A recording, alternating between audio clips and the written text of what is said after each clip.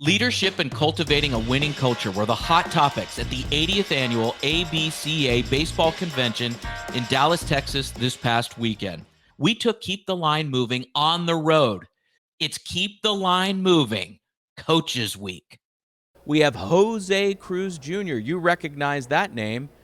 Big leaguer with Toronto, the Giants, the Dodgers, the Padres, and he was drafted by Seattle. Well, now he's the head baseball coach of Rice University. Outfielder, switch hitter for various teams. 204 career home runs. Mm-hmm. You always got after it. That's how I would describe you. I enjoyed watching you play. I remember watching you. You know, you came up with the Mariners. When you look back at your career, what is the number one memory that hits your heart? Man, believe it or not, I've never been asked that question. I think there's multiple things that happened. I can go bookends here. I think making it to the major leagues was a big deal. I think getting drafted by the Mariners was a big deal. Making it to the major leagues, ultimately, my wife is from the Northwest, so she's from Olympia, and I was able to. I lived in Olympia for a bit when I was playing for Tacoma Rainiers, so that was all a blessing. And then to be able to go and make it in the big leagues and just play a game in the whole kingdom was a blessing for me. Being next to Ken Griffey Jr. and Jay Buhner and Edgar Martinez and guys like that was unbelievable. So those things like that were things that I really cherish. And then at the end, my last year, I had to make the team in Houston to be able to get my tenure and the whole thing. At the same time, my dad was one of the coaches there. So to be able to be on the same major league field and at the same time with my father was also something that was really special to me. So I would say the bookends of how I started and ended were definitely special for me. I love hearing these stories. So you're in a conference like this where there's just baseball everywhere. People at different levels, high school. We've talked to high school folks, college. We'll get to your college. And then obviously the pros. When you're around the sport again like this in totality, seeing all the generations, how does that make you feel? Well, it's definitely, this has been a unique experience for me. This is the first time I've come to an event like this. I ended up walking into the middle of Jay Johnson's speech here at the beginning of the day, and I couldn't believe how many people were sitting in there. I did not realize how big that auditorium was. And so that goes to show how many people are really paying attention, how many people want to get better, how many people are into business, right? So baseball is really funny. It goes in circles in many ways. So it's definitely something for you to constantly be trying to improve, and at the same time constantly meeting new people, maybe elevating some people. Maybe you get elevated in other places. So it's been and then we haven't even gotten to the technology part of it, the leadership part of it, the mental part of it. There's a lot of dimensions here at this convention, so it's exciting and a little intimidating at the same time. Does it make you think about your journey, about all those elements that you just brought up, right? Like who inspired you? Who was your mentor? How did you, when you were unfortunately going through a little bit of a struggle at the plate, or how did you deal with the ups and downs to have such a sustainable career and so much success, almost 1,200 hits and all that? That chose the hardest route, I want to say, and that's a switch hitter with power is definitely, I think, the hardest route in the major leagues, because it's more than, I mean, just the simple fact that you can handle major league pitching from two sides and have to deal with two personalities at the highest level is definitely something that's unique or different. So I really do look at all the players in that, just grade them as in, are they switch hitter or not switch hitters? Because the whole switch hitter thing is just a whole different animal. I remember I was telling Lance Berkman that my son was trying to switch hit, and Lance was like, "Oh my God, did you try to talk him out of it?" And I was like, "Yes, I did." But so he continued. He wanted to switch hit. It's like, all right, let's deal with it. But so that part of it it was definitely tough. So for me, I would call, my dad's not a switch hitter, so I would talk to my dad often, but he's not a switch hitter. He doesn't quite understand my struggles there. So I would end up having conversations with Bobby Bonilla and Tony Fernandez. Those are the two big guys that I leaned on during my career, who are still friends. I'm still really close with Bobby and Tony was one of my dear friends. May he rest in peace. I think about him every day. A lot of the things that he taught me, I taught to my kids, and I teach to my team. So he's like an influence for me. I think about that guy every day, man.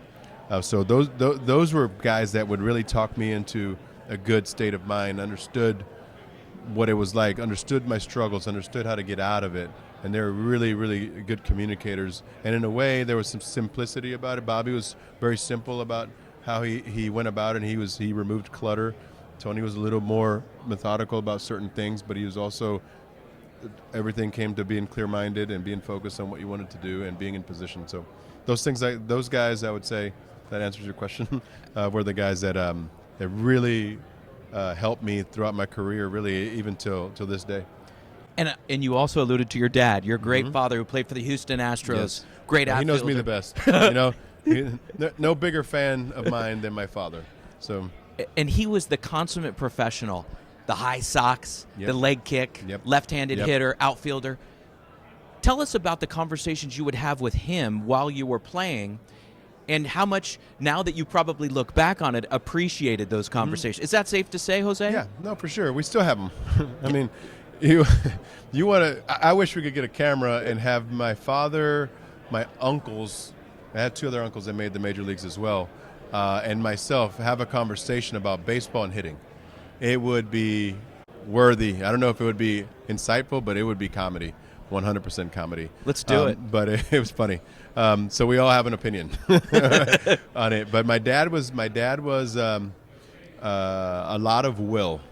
Okay, he worked himself into the player that he became. He was athletic, but raw, and then slowly he progressed into a guy that was very refined. I mean, you couldn't have a high leg kick and spray the ball around and get as many hits as he did if you weren't that.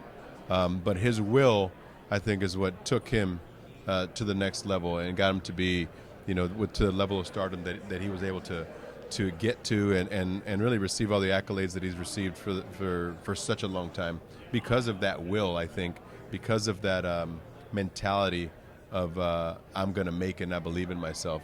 And that's one of the things that definitely rubs off on you as soon as you end up talking to my father, because it just his level of belief and positivity is so high. It's elite, and it just rubs off, and you kind of do that same thing, and that's what I learned from it. I know where he comes from, I know where I come from, I know the struggles, I know how much you got to grit to get to what you want, and he instilled that in me.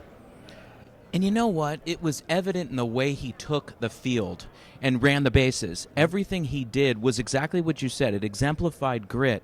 You had it too. I mean, your career is tremendous. Respectfully, you had more home runs than your dad. And I make sure I let him know that. That's why those conversations are so. You know what? He's like, you ate better than I did. You ate better than I did coming up. Something like that. He'd say something like that. Sorry, Jose. And you're a different person, though. So, and I want to get to what you're doing now, believe me, and we will. But when you took the field, you were graceful, and how did you take the field? Let me maybe phrase it as a question. It was an evolution for sure, but I would like to describe myself as, and this is most of the time because I was by no means perfect, but I tried to make sure that I was prepared, I was ready to go. I played at 100 miles an hour. I played 100% all the time, and I'm fairly certain that's why I rarely got hurt. I practiced and played the same way, so I went after it hard. I mean, I was not trying to get a single. I was trying to absolutely destroy the ball every single swing that I took. Probably why I struck out too much, but I went after it hard. I played defense hard. I was very aware. I was smart. I thought during the game. I was able to function in the chaos of baseball at the high speed of the game, because people can talk about all they want about baseball slow, but it is not slow. The moment you step on that field, you see how fast it really is. No doubt. Everything moves so fast. So the ability to be able to slow it down, I think that's what ended up helping me stay for as long as I did, because I was able to slow the game down. And again, you learn that, you breathe, you have belief in yourself, you put yourself in position to succeed, and things happen. So that's kind of how I went about it. In 2003, you won your only Gold Glove with the San Francisco Giants in your 1 year with the Giants under Felipe Alou. So let's go into managing and leading now and get I thought I could have had another one. Which year? 2000. Okay, fair enough. Yeah, I played all 162 games that year, and I played really good D. So I thought I was worthy of consideration. And I might have been. I don't even know if I got votes or not. But I know that year, I thought that year was really good for me in Toronto. Okay. So, but I got one. Oh, you did get one, and got that one. club won over 100 games. Yeah, we were close. We were close. We could hit, man. We set a record. I think we had the first time ever. We had 4 players with 20 homers at the break, 20 or more homers at the break, and then I think the Angels did it after that, and then I lost track. Probably happened again. But what was it like good. playing for Felipe? Felipe was great, man. He was one of the most, I'd say, game-aware and prepared guys that I had as a manager. I mean, maybe the best. Really, he would already be talking about 2 innings from now, talking about what pitches are coming and how they're going to pitch this whole thing. I mean, he was really good. He was really good. Nice communicator. I got along with him great. Now, what are you doing now? I know you're coming up on, what is it, your 4th year with Rice? This is my 3rd year. 3rd year with Rice. Talk to us. This is my 3rd year at Rice. I was with the Tigers. I was with A.J. Hinch and that staff in 2021, and then I ended up being hired as a head coach for the Rice Owls in summer of 21. And it's just been, we've been trying to put it together. Rice Baseball was on a little bit of a slide. It's taking me 3 years to create the environment that I want, that I currently have. That is what I want. And it's a very fertile environment for development, and we have it. So now it's time to get it on the field and do something about it, because we have a pretty talented team, very athletic team, and everybody's hungry to make it the best year we've had in 3 years. Jose, before hitting record, you and I were talking about leadership, and you think like the average fan, and I don't mean to generalize, they think, okay, talent, you got a great third baseman, you got a power hitting right fielder, you got an ace on the mound, you got 2 lefties in the bullpen. I'm generalizing. What I'm saying to you is you said culture and getting it the way that the feel of the Owls when they take the diamond every day or in the clubhouse, whatever the case may be. Describe that. What are you talking about specifically? Because there's young coaches out there in this earshot of us right now that would love to know that. I inherited some guys that were used to losing, and they didn't understand how good they could be, and it was just this whole complacency and finger pointing thing going on. And ultimately that's not what we're talking about. Right now there's an accountability to what you're doing or not doing. We're trying to make sure that what our goals are match our effort. So we got to make sure that those things are in line. At the same time, it's now 2 years, we've been doing a lot of mental training, and everything starts with self-discipline, right? So if you don't have any self-discipline, then what are we even talking about? So we have to get through that hurdle, and we got to get to the point of intention with everything that you do, and have this particular enthusiasm for the game or this want to for the game. I mean, I really don't want a guy where I have to coach want to, right? I don't think we're at the level where we need to coach want to, that we need to coach effort, that we need to coach energy. I think there's already this standard that we should already be there. There should be a little bit of energy. There should be pride already. There should be some sort of, I guess, taking pride in what you do, taking this field, putting this uniform on, what it means to people that came before you, what it means to people that are going to come after you of wearing this uniform. It's only for a limited time. You're only here for a few years, right? And some are less. And you have to take this certain amount of pride in what you do when you come out here, right? So then that's the environment, right? That's the environment that we've done. So we are able to get into the development part of it, because we have to develop. We can't just retool every year. We have to develop. We have to grab a freshman and groom him into being our guy, either a sophomore or maybe a junior, but groom him into the system that we have. And they understand the system of what is expected and what I want and what it's going to take to get on the field. So it's taken 3 years to get to this point. I would play for you right now. But anyway, that's beside the point. I don't have any more years of eligibility. Let me ask you this. So when I talked about Felipe, you were boom, boom, boom. You were able to describe his way of managing very clearly. Now I'm going to, if I may, turn the mirror on yourself. Describe yourself as a manager and your philosophy with teaching these great OWL players. My philosophy is we are prepared. We have a game plan. There is an intention of what we do. There also is an adaptability, because we're not just cookie cutter or super tech or anything like that. There isn't an adaptability and a common sense of what's happening in the game in front of you. At the same time, we're trying to prepare all the guys to be as successful as possible, understand themselves, have an approach, right? Have the intention, be ready to play. So as the game moves, then we want to make sure that we create the matchups that we want, whether it's offensively or whether it's pitching. So we want to make sure we create that. At the same time, we're going to position players where they need to be, and we're going to give the guys the best chance for them to be successful, right? And then just let the chips fall where they may. Sometimes you're going to lose, man, and that's fine. But it's like, I want to make sure that we are in our process. We're focused on what we need to do. We focus on the task at hand, and I'll live with it. Do you love it? I love it. Listen, we wish you all the luck, and I love spending this time with you. Thank you, Jose. Thanks for having me, man. Awesome. Appreciate it. We roll on with our podcasts from the ABCA 80th Annual Conference. And guess what? It's Ryan Daggs from Show Me Baseball. So, Ryan Daggs, tell me, Show Me Baseball. What is it to the millions of people that are listening right now? So, to everybody that's listening right now, it's been around since 1958. A lot of history there, old fields. We recently took it under, and now we're building it back up. We just got the Show Me Collegiate League. It's been established, took it over, making it 10 times better. Show Me means the Show Me State, Missouri, Yes, sir. right? That's where you're based. What is it in a nutshell? But tell us the core mission. The core mission of our league is to get our players better, develop them. And it's not just developing them through baseball. That's the reason I love leadership. I think would be great to have you kind of get to know our players, help us out with our players. I think it's a great opportunity because the kids need a lot of leadership right now. With the transfer portal and all that stuff, they need leadership and need to learn how to be leaders and how to take criticism and all the things in that aspect. So I accept your offer, and I would be glad to do it.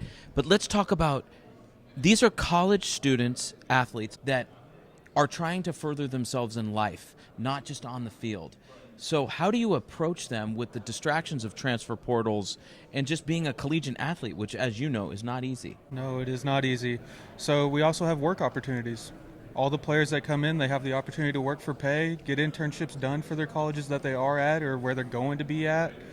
And so we can help them in the aspect of getting to talk to families, like getting to know people whenever we bring in tournaments and they're able to work those.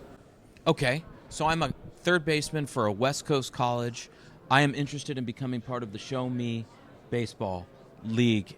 Tell me, what's the process I would go through to become part of it? So we have a bunch of forms you can fill out, or you can get directly in contact with me. My phone number is posted everywhere with all our social medias. They're all Show Me League is all our social medias, Twitter and Instagram. You'll get directly in contact with me, and at that point, we're selling you on the fact that you get to work out through us, you get to stay with us, you get meals through us, and you get a work opportunity. And then on top of all that, you get to play baseball. During the summer? Yes, sir. Let's look at this. The difference between other traditional baseball leagues in the summer and what you do is that you're providing what? We are providing a place for them to grow in all aspects of life, not just baseball field, the weight room. We want to build them spiritually. We have a team that recently has been with us, and since we've taken it over, they're not going to have a team this year. They're looking to have a team the year after that through FCA. And so building leadership through guys, building a work opportunity for guys. I was an intern 3 years ago for Ballparks of America, and then recently we took over Show Me, and now I got a full-time job through there. And it's just been a great experience for me. How's it changed your life? In all aspects. I went to College of the Ozarks in Branson, Missouri, and got to do my internship. And whenever I got to do my internship, it's where I found my wife, recently got married, and able to settle down. And now I'm going to end up living in Missouri. A lot different than Arkansas. Thank you. Congratulations in getting married and everything. How were you attracted to the Show Me League, and how were you attracted to their mission? Through the fact that I coached in the league last year, and I saw things that we could get players better. This is a great opportunity for college athletes. They're getting reps that they might not be getting where they're at right now. They might need to move on from a JUCO. Their NAI might not be the right fit for them. A lot of guys, especially now, places aren't a right fit. And this is a good way for them to go back to enjoying baseball. A lot of it's, you got to do this is hardcore, you got to grind it out. The summer's where you have fun, you get to develop, get to know guys. You play with guys from all over the country. I had a Canadian on my team last year and also a kid from Japan. And so it was a great opportunity just to see how they got together. Ryan Daggs, Show Me Baseball in the Show Me State. Yes, sir. Thanks for being on. Thank you for having me on. This is awesome. This is a lot of fun. Thank you. And we thank Ryan and Jose very much for being on the show. Keep the Line Moving Coaches Week continues tomorrow, where we will have Walter Beatty, podcast host and author, on the show, followed by Aaron Pridmore of the Savannah Bananas and host of the Slide podcast.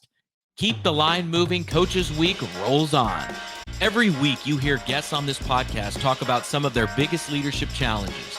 As a leader, you want to make an impact on those you lead and reach your organization's goals, while also optimizing your time management. Wherever you are in your leadership journey, we could all use some help. This is what we focus on with our group and individual coaching services. To book a call or get more information, email me directly at chrisg@garganoleadership.com or visit our website at garganoleadership.com. For our podcast and video producer, Jack Radutsky, and our marketing coordinator, Savin Narwhal, have a great week, everybody.